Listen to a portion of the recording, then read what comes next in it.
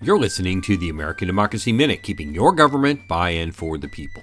A federal appeals court has given voters in Louisiana a break, lifting a lower court stay and forcing the Louisiana legislature to draw new, fairer congressional voting district maps, which don't dilute the power of majority black communities. Back in March, Governor John Bel Edwards vetoed a gerrymandered congressional map, which chopped up majority black areas to dilute their vote, but the overwhelmingly Republican legislature overrode the veto.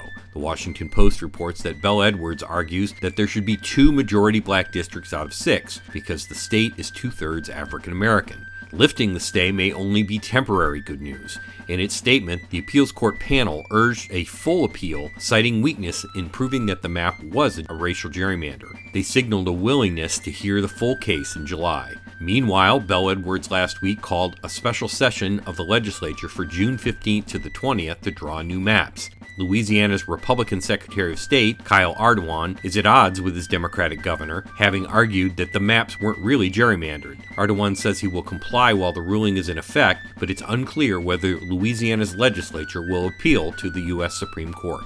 Links to articles and organizations working on Louisiana's redistricting are available at AmericanDemocracyMinute.org.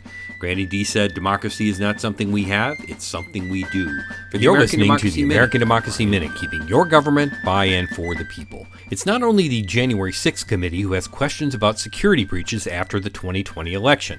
Michigan's Attorney General is pursuing allegations in 11 towns in Michigan of voting machine tampering or the sharing of electronic data to third parties. The tampering was apparently instigated by local Trump loyalists who believed former President Trump's now debunked claims of voter fraud. Reuters and Michigan Live report that search warrants were issued and town clerks interviewed by investigators in townships in several counties. In some cases, unauthorized third parties were allowed to examine voting machines, and in other cases, equipment and data was taken off premises by the third parties. In Missaukee and other Michigan counties, a Michigan state legislator approached multiple town clerks, asking them to provide access to their voting equipment. Trump won the election with 76% of the vote in Missaukee County. Lake Township, located in Berry County, was notified that the state intended to seize its tabulation machine. Berry County has also been the home to a crusade by its local county sheriff. Republican Sheriff Dar Leaf reportedly joined with local Big Lie proponents and launched his own investigation despite the protests of local election officials and an election margin which favored Trump 2-1. No charges have yet been brought against the alleged tampering suspects or complicit election officials. Links to more details on the investigations are available at AmericanDemocracyMinute.org. For the American Democracy Minute, I'm Brian Beal.